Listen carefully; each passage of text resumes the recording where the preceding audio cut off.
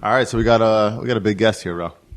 Am I looking this way? Can I look this way or no? We've been trying to get this guest for a long time. He's too big for us. He's got to get the work. Not at all. Not at all. The one, the only Lenny. I feel honored, man. This is like finally. Wow. I've been like begging these guys to get on this podcast, man. You pass by our room every time. You peek your head in. I walk by the podcast. There's always another guest. There's people bigger than me, equal to me. Not to say under me, but like, man, what do I have to do? Like, I was about to ask Jay to ask his nephew, like, and to ask you. Like, hey, can you let Lenny get on? He's not going to ask me. He's going to go to his nephew. He's not coming to me. But Lenny. Thank you, by the way. When people talk about Snapchat, they talk about a few people. They talk about Khaled. Yo, stop. In the female thing, they go, yes, Jules. Kevin Hart, and then Lenny S. No. Pretty much. That's some big company, man. You guys are exaggerating, but not going to lie. Game, yeah, right? Most of my comments, when I see people in the street, comments in my socials from friends and people I do not know at all. They're like, yo, keep snapping or keep Insta story, whatever. Like, this shit keeps us going.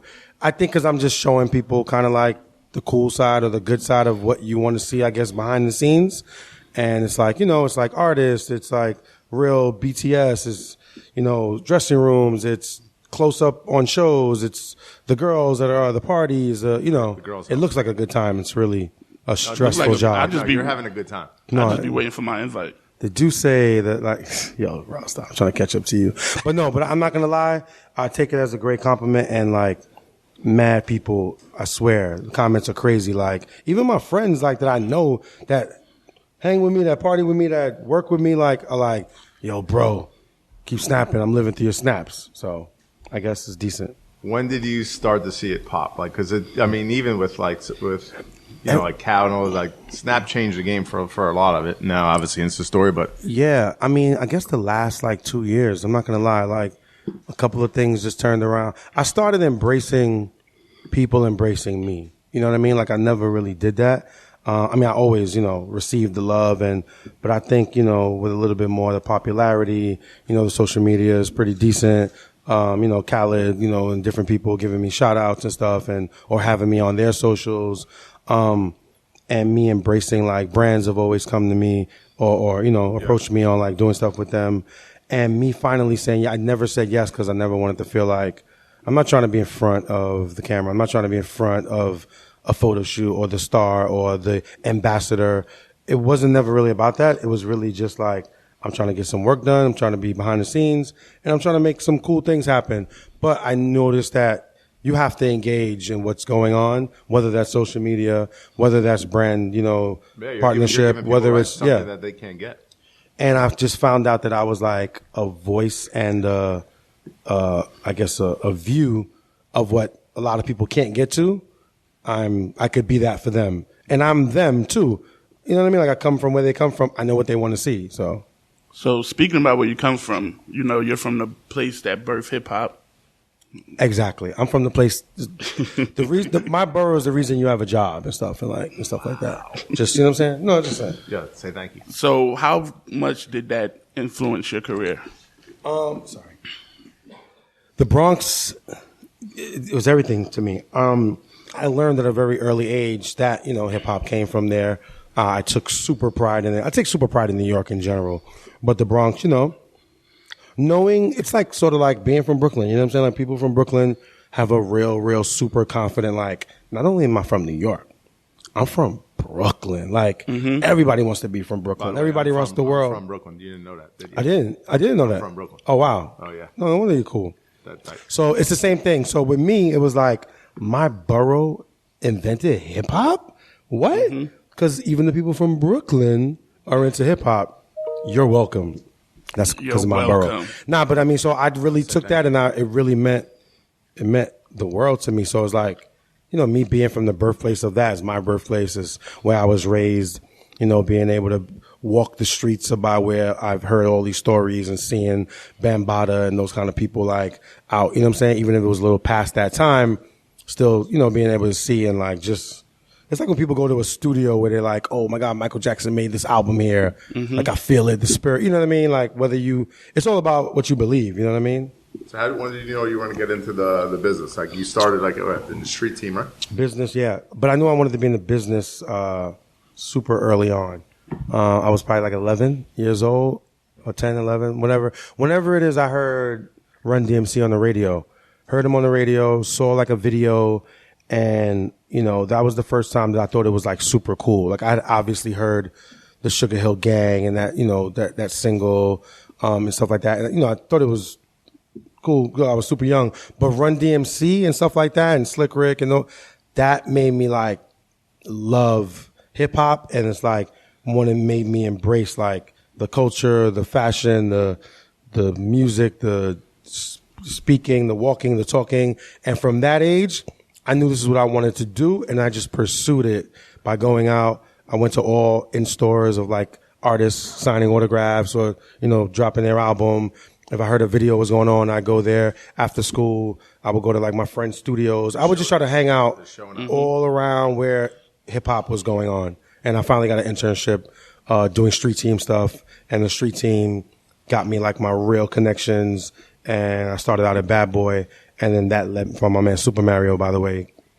And that led me into the Rockefeller Records street team intern thing in '96. And I never looked back. Great story. Great story. Trying to survive, man. That's it, man. You're doing all right. I gotta say something though before we forget, because I know it was a short interview and he's got like big things he's got to do. We're gonna do a part 2. Yeah, we can do a part 2 for sure. I know his big break might have came in '96, but I think what changed the game for, and I'm not, you gotta listen. I'm talking to Rel now. I think what changed the game for him and his whole snap and like whole big story is he started drinking. When he started drinking. Yeah, so I've only been doing this for 5 years. He wasn't drinking when he was. So Brian's right. I never drank my whole life. Changed the game. I won't say I'm dramatic. I just think I take things too far as like I can't drink. If I drink, I'm gonna get crazy drunk. I'm gonna be stumbling outside. I'm gonna have. You never had one. No, I've never. No, prior to the. No, I never had a drink before in the last 2 years.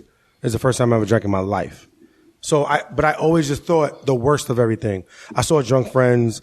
I spoke to people every day who were like, I'm never drinking again. Yeah. I hate it. I want to kill myself. Hangovers, throwing up sessions, people acting stupid around you, people being ridiculous, getting in fights because you're drunk. So I took all the negative. I didn't take none of the positive and was like, hell no. Mm-hmm. There's a lot of positive. And I didn't eat red meat. I didn't drink. I didn't smoke. I didn't do anything. And then I was just like, is it really that bad? Like, am I really like, I'm a very disciplined person. I can go vegan for 5 months and be okay, like, and survive and be fine. I can do, you know, I can not smoke and drink, right, for 40 years. So I can drink moderately, or I can drink at moderation rather, and I can not be hammered or plastered or, you know what I mean, stumbling out of and that's what I've been doing. And, I don't live with any regrets. It's the only regret I have in my life. I should have started earlier. Well, I would have understood life differently with women. Why is that? Yeah, it's just like, even from like the petty, like stupid things to like the really like understanding a relationship. Like when people was like, oh my God, drunk sex is the best. Like even like the little dumb things to like understanding being in a relationship. Whenever I was in relationships and the woman got drunk and was acting crazy, I was like, done. Like I was like, yeah, I'm not dealing with this. Like this is clown shit. Like I'm not making sober decisions. Yeah, and I'm sober and I'm not understanding that I could actually, instead of being like, yo, you acting stupid and you fucking embarrassing me, I could be like, yo, babe, you're crazy. Yeah, and I could make her happy, as opposed to like, then she's like, I'm not drunk. I'm not you're stupid. And it would always turn back. And a lot of the times I kind of took it in that direction because I was like, you know, fed up, or I was embarrassed, or I didn't understand what it was. And now drinking, like I totally understand. Like, yeah, listen, it's fun. You could be fun drunk, or you could be and drunk sex is. You could be like, it's just, you could be fun douce drunk, or like mean nasty Henny drunk. You know, and you never want to be. Well, it's also mean nasty Henny drunk. It's also the person. Like everyone handles. No, you're right. You're right. So and you handle it well. But I mean, you came into the drinking game hard. I came in hard. I went from you were drinking white wine to like douce shots. Shots. What? I've seen people get carried out because of Juice. Not shots, because of the code. Yeah, which you've mastered. No, you can't mess with me. I'm like B-High, if you guys know B-High. B-High could, well, I don't know if he still does, but he could drink anybody under the table. Nah, he don't drink anymore. He don't drink anymore. I be trying to get him out, but I'm not a psycho, but I've definitely drank way more than the people I'm with drink, and they're stumbling out, and I'm like, I'm there. I've gotten drunk and I felt like, whoa, I gotta chill. Like I feel it coming on. He did put his like toe into the pool though. He came in drinking it was like weird ass white wine. I don't even know what the fuck it was. It was like really super sweet white wine. I'm like, Lenny, yeah, you gotta do this. I did. I came in like, ugh, I don't know. And now he's jumped in the deep end. He's the guy. And now what? Pouring shots down people's throats. Juice ambassador. Oh god, you're a Duce ambassador. Oh shit. I mean, don't get him started. Wow. No, I promote Duce because it's family, me too. because it's family owned. All the time, you know. There's another guy who wants a check though. Everyone wants checks. I didn't ask for a check. Just I just want to help promote the brand. But no, I encourage to drink responsibly. Thank you for responsibly. We need that. No, I really do. And So back to your career in the music industry. What was the first album you actually A&R'd? First album I A&R'd. And what was your favorite? Okay, good question. First was The Streets Is Watching soundtrack. At the time there was only one A&R at Rockefeller. His name was Hip Hop. My brother, my man who helped me and taught me, most of everything I know about A&R.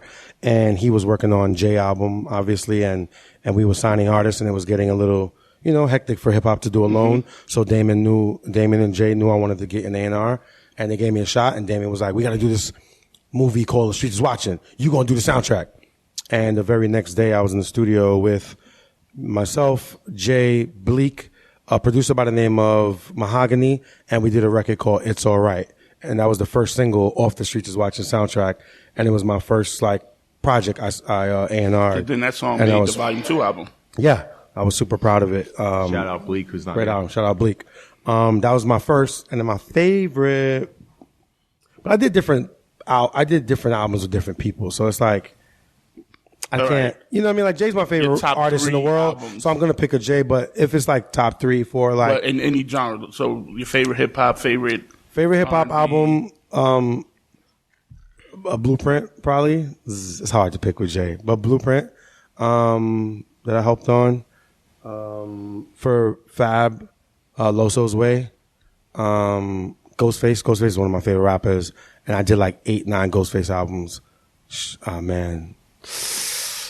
Fish Scale, like one of, you know what I mean? Any one of the Ghost albums that I did. And, so those are like 2, 3 joints that I really, really, really love. I mean, I did a lot of the J albums with him or with hip hop, and most of those are my favorite, but Blueprint is my absolute favorite. You know what album that is, Brian?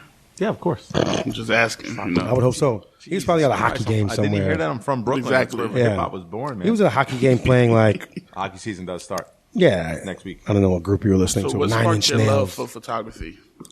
Love for photography. Good question, man. You wrote these down, or you just at the top of the journalist now? You're right. Someone feeds it to him. Love for photography was everything changes, styles change, hairstyles change, clothing, sneakers, fashion, and I wanted to be able to capture that. Most people look at pictures back in the day and laugh at them, or laugh at the kind of hairstyle you had, or bell bottoms you have, or how tight your pants, whatever it is. And I think it's dope. I think it's dope to watch things progress and evolve. And I also think it's dope to watch them come back around. Like how not every, but a lot of the young artists now, they're think it's cool to dress like 90s stuff. You know what I'm saying? And in the 90s, they probably was cool to maybe wear some 70s shit or something like that. You know what I'm saying? So it's dope to see that come back around. You were always taking photos up? Always from grade school. I had a camera. So when I run into people from high school, I only was concentrating on 2 things: music and photography. So it's I love my high school friends the most, or the people that knew me then, because they're they know me, I guess, the best in the most genuine form. Because they're yo, bro, I'm happy for you. You did the 2 things you wanted to do. You know what I mean? Because literally, it comes together. No, it's perfect. And I just would be in high school for no reason. It wasn't picture day or class trip. There was no Instagram. I mean, I know you're nothing. A guy, Lenny, I just thought it was dope that Instagram and shit, or the Facebook. I was in 10th. Yeah, I was in 10th grade, and like these two girls in my school were super fly. Like one had a Gucci bag and one had a Louis bag, and it's like, what? People in college don't have that. And I thought like stuff like that was dope, and they were changing hairstyles, and so like I always had a camera in high school throughout. And then when I got to the music business, I'm taking all these pictures regular again, because to me it was like, why isn't everybody doing it? I'm just thinking out loud. Lenny's got some good private photos. Now I'm thinking, but we only see his like real. I got some decent stuff. Can you imagine what he does in the in apartment? stash. Wow. He's gonna invite us Okay, over. go back to I got some decent. No, it's really simple. I mean, basically, what everybody's doing now, I thought it was ridiculous or crazy that nobody was doing that then. Like I was like, oh, there's all these moments. There's like, you know, the studio, the videos, the shows. Like, unless it was a photographer or a journalist from like a magazine that was like shooting for that day, nobody followed anybody around. Yeah. It was super rare. Like Muhammad Ali, his brother was a photographer, so his brother like captured everything. That people didn't have videographers, photographers. For the most part, I'm saying a few people were smart enough. Stuff now, you got some amazing shots of Ali so that most other exactly people in history don't have. So that's what I thought. I would see like those dope photography books and be like, wow, like this person followed Malcolm X for 7 years or 10 years or Ali or, you know, whomever it is, the Kennedys. And I just thought nobody did that on like our level. So like I'd be in the studio and like Jay would be talking to DMX, you know, while meeting Swiss Beats, while Ja Rule was passing by, and like nobody's gonna like you're gonna get this. So I would just be in there like boop, and I was cool with Jay. Obviously, I was in the studio. It was good. Trusted the artist. Trustworthy, like, and then it just became a thing. And then like one day, my man Ray, you know, it was back in the day. I wasn't getting paid that much, but I was happy. And my man Ray was like, "Yo, a lot right now." You notice that. My man Ray, who helped put me on, was like, "Yo, you could sell your photos." And I was like, "No way! I'm an amateur photographer. Nobody's gonna buy my photos. Like, I don't." You know what I'm saying? Like, I've never done a photo shoot. He's like, bro, you're bugging. He took me to the Source magazine. I brought 20 photos with me. And that day they brought 17. Shut up. For like $85 each. So for me, I thought I hit the lotto. Yeah. What? I thought I hit the lotto. Like, that was like an extra check. And then I did that respectfully with photos that I knew like Jay or whomever I was taking photos of. Like, they were cool with them. They were just nothing super private, but like super dope stuff that they would put at the back of the Source magazine, back of XXL, back of the Vibe of like, you know, moments of the month or whatever. Yeah. And then it just kind of like took off from there. Then like when magazines would come and be like, we want to shoot Jay. And it wasn't, you know, he'd be like, okay, I don't need to shoot with them. Just have Lenny shoot it and then we'll send them pictures. Is there one photo, I mean, it's like recent history, old history, whatever, that you look back and say, that's my shot? Like that was like. Yeah, it's my favorite photo I've ever taken. It's Jay, Kanye, and Rihanna at the Run This Town video shoot? Yeah. Run This Town, sorry. At the Run This Town video shoot. That's where this drinking and smoking weed fucks you up. Nah, I don't smoke. What are you talking about? Yeah, it's that one from the On the Run. And again, I was just there. Nobody else was shooting, of course. They didn't allow nobody on set, especially with Jay, Rihanna, and Kanye. Yeah. Separately or together, it just didn't happen. And I was just getting what I normally get. And they did one scene together. It was in a tunnel. And every time they cut, you know, they immediately all ran back to their chair or back to their trailer. So, you know, like they're staying there longer than they need to. And it was just one time, all three of them. And they looked so epic, but they were moving so much. And I was like, wait. I was like, just one second, please. And they were like, you know, they all looked at me like, come on, get it, get your shot. And like, that's my first photo that ever went viral. Like, I didn't even know what viral meant. And it was like CNN. It was like on any news, everything. And it was like I had just put it on a blog or something. And from the blog, everybody picked it up. Jumped on it. And it was I'd never seen that before. I didn't know what viral meant. Yeah, of course. So that's my favorite. And now everything you do goes viral. It literally. King of viral. Like your couch. How does it feel to have a staple like that in hip hop? It's cool. It's small. It's growing. I think it's cool that because it was really more of a joke and to prove Tata wrong. Because Tata hated the couch. No, Tata hated the room. Because this guy messed me up. In Tata's defense, I got a gold couch, and I was gonna do like a white Venetian wall with gold speckles, but small speckles, gold frames. It's gonna be sexy, dope. the guy didn't speak English and didn't understand me. So when I left and I left him in the room alone, when I came back, he did the whole wall gold. So now the wall was gold, the ceiling was gold, the couch was gold. So the process for the whole room wasn't do a whole gold room? Nah, pieces. Yeah, so the pieces were supposed to be accent. The wall was supposed to be white with like little gold speckles. He did the opposite. He did a gold wall with tiny white speckles. So Ty was like, this fucking room looks stupid. It's a mustard wall with a gold couch. And he messed it up. So and I was like, you're bugging. This is dope. And at first he was like, this couch is stupid. You're going to embarrass this office. And I was like, what? No, I'm not. And I second guessed myself because. So where'd the couch come from? I love Tata. I ordered it. You ordered the couch. I had one. I'm an Aries, so somebody gave me the ram head that I have in my office with the gold horns, and I was like, I need something to match these horns. And then I saw a gold couch in a lobby of a hotel, and then I found out how got it. And so I just wanted to be. And we have these offices that have glass walls, so I wanted people when they walk by to not look at my office and look at some lame desk that they gave us. Mm-hmm. Office issue like desk. The one I got. Rel and I have lame desks. No. I'm just saying I didn't want my office is a decent size. I didn't want people to walk by and be like, So I wanted it. I wanted a wow factor, and I thought that the gold couch would give my office and the office like a nice little moment. So who's the first? The first one who took a picture on the couch? It was like Vic Cruz. Vic Cruz and Fabulous were the first ones that did it, and then they posted them.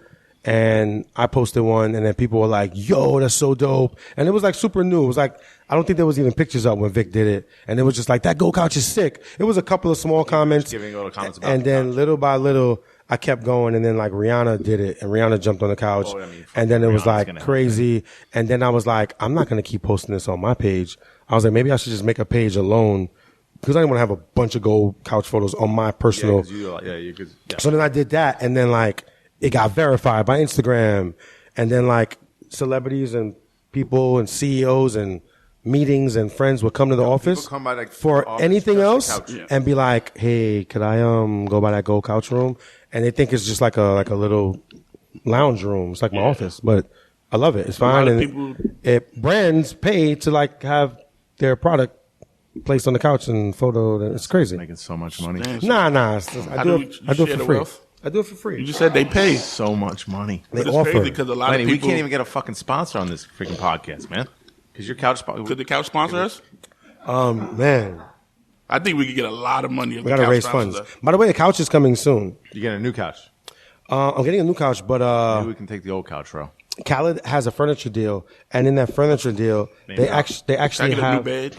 they actually have my gold couch. So Khaled was like, "You got to let Lenny have this one, and he's going to sell this one." So I have a gold standard couch coming, like to Like sell, yours, like to sell. Like we're gonna sell it. Like you can order it. that's dope. Unbelievable.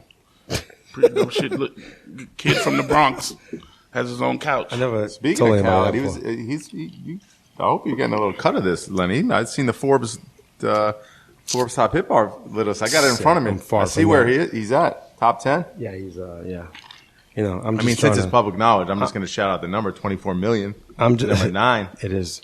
No, I'm just trying to get a free bottle of Douce and like keep my card to Rock Nation active. Just active. That's crazy though, to think, and then we'll get into the whole non-travel. What is like managing Khaled, first of all? Being part of Khaled's management team is pretty awesome. I love Khaled. He's my brother. I've known him over 15 years. Always wanted to see him win. I gave him his label deal over at Def Jam. God bless me and my man Shakir Stewart. We brought him in, gave him the We the Best. We believed in him. I always thought Khaled was going to be the best. I used to help him with, no pun intended. I used to help him with his clearances when I was at Def Jam. He would have 9 Def Jam artists on there, and Def Jam Legal would be like, "Why are we clearing these?" And I would be like, Jay was the president at the time, so it was perfect. The legal department, and other people would be like, "Why are we doing this? Like, this is dumb." And I'd be like, "Jay, this guy," and Jay believed in him as well. Yeah, so normally you wouldn't give somebody 9 clearances for free or whatever. Mm-hmm. You know what I'm saying? So I just knew that it was going to be help in the stat for our artists. It was going to be dope for Jeezy and Luda and whoever, Ross, to be on that album. And he's making hits. It's promo for us. It's like another look for us So, I believed in that part of Khaled since day one. So it only makes sense that when he finally did need a manager, he came to Rock Nation and we sat and we talked and, we got him. And he crushes. He's doing a pretty good job. I mean, how many followers does the little kid have now? Assad, boy. Assad got like 1.5, I think. Assad, every time Assad makes a comment about me, my followers go up. When he started following me, my followers went up. Assad's on fire. Assad shot for Esquire yesterday. That shit is. Esquire magazine by himself. By himself. He shot for like Paper magazine too. He did like a 5-page spread. By himself. This is not like Khaled shoots. That kid's got some. Assad the young god. Some scrapbook, man. Yeah. But, so the point is saying like the 24 million, all that stuff, that's all, up until recently, all U.S. That's grind stuff, right? Can't wait till we hit 'Cause overseas. Most people don't know. Khaled never flew. He hasn't flown in like 13 years. So we just took our first flight recently and it went pretty good. Went from New York to L.A. It was dope. He feels kind of comfortable. We flew with Assad, so he really feels that's his angel. He feels super comfortable. And now he's going to start. How'd that process go? How'd he get on the plane? It was good. It was just like Assad was flying everywhere and we were just like, Khaled, if you're comfortable with letting Assad go in the air, why wouldn't you be comfortable going, or at least be with him? And, he agreed with us and it was all for Assad. And then we did the flight with Assad. Yeah, the oldest hand. New York to L.A. Assad was on his lap most of the time. Khaled played his favorite song on his album, the intro. And we were good. We hit a little bit of turbulence, nothing major. When we left New York, I was like, Khaled, by the time you land, you're going to be able to have lunch in your L.A. mansion. You know what I mean? Lunch. When normally it would take Khaled 3-4 days to get from New York to California. 3-4 days. And that's a trip he's did often, right? It's not like. What do you mean? Everywhere. He drives everywhere. And by the time not even 3:30 p.m., he was in his house. Chef was there. Lunch was served. He walked into lunch. Were you the chef? No, man. Because a lot of people don't know you cook. I try. Wait, Lenny cooks? Yo, Brian. Huh? Yes. No, he doesn't. Amazingly. He does. Back in the day, they used to have cook-off, like the guys versus the girls. Share this. I'm new around these parts, man. Damn, those were good, right? They're amazing. We used to do. You know when we do the potluck here for Thanksgiving, Lenny bakes cupcakes. He cooks or bakes? Both. Both. I know. Wow. We used to have soul food Sundays. And they used to square off ladies versus men. It was so good. You got something that never invite the white guy over. I don't know. Nah, this is back This was super back. a This is long when time ago, before Rockefeller Rock had 16 employees. Before you're famous. 12. Now you got a chef. So wait, what's your go-to dish, man? Oh, no, I can cook whatever. It doesn't matter. I'm not rice and beans. All right, so Italian pasta dish, Thai I'm gonna lay it food, out there. Chinese You food. got a nice young lady come over to your, not apartment, the mansion. Apartment. Come over to the mansion, right? You break out that old school bottle of white wine that you used to have. What's your go-to dish? Yeah. What do you Honestly, depends on what she likes, but I might do a fish or I do a pasta usually. People love pasta.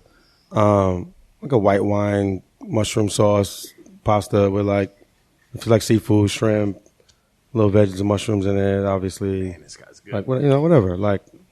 So when you inviting us over? Yeah, can we Whatever, come over? man. Come No, on. taste testers. We'll bring the Douce. We'll bring you your bottle of Douce. You said you want a bottle of Douce. I'll bring it over. I gotta run to Soul House, unfortunately. Well, yo, I know this is great. I don't want to leave. About his So- membership. lives the life. No. I got a meeting at Soul Soul House. House member. Well, listen, thank you for sharing some time with us. No, of course. Can we do this again? Amazing. Yes. Yeah, let's Man, Tomorrow. what's tomorrow? Friday? Yeah, let's do it. Part 2. Oh, you heard that. He's doing it tomorrow. We're going to get drunk Yeah. tomorrow, though. We're If you gonna guys do can shots. get the room booked, I'll do it. All right, we We got might be you. in a You small got room. to inside connect, No, we right? might be in a small room. But we'll throw your name around. We'll throw your name around. Your name Yeah, goes yeah, way yeah, down. yeah. No, we got you. Tomorrow it is. All right, part Bet. 2 coming up. Thanks, guys. All right. We're going to take a little photo. It's a dark night, going down like it's fight night, the lights bright. Do say, take 3 shots, make them do whatever you say. Friday. This ain't no way, Jose, we drink straight up, we don't need no OJ. Alright, okay, been waiting all week for that do say don't play. Friday. Surrounded by bosses, passing me the do say only time you double cross us. Never ever taking losses, just like a dentist every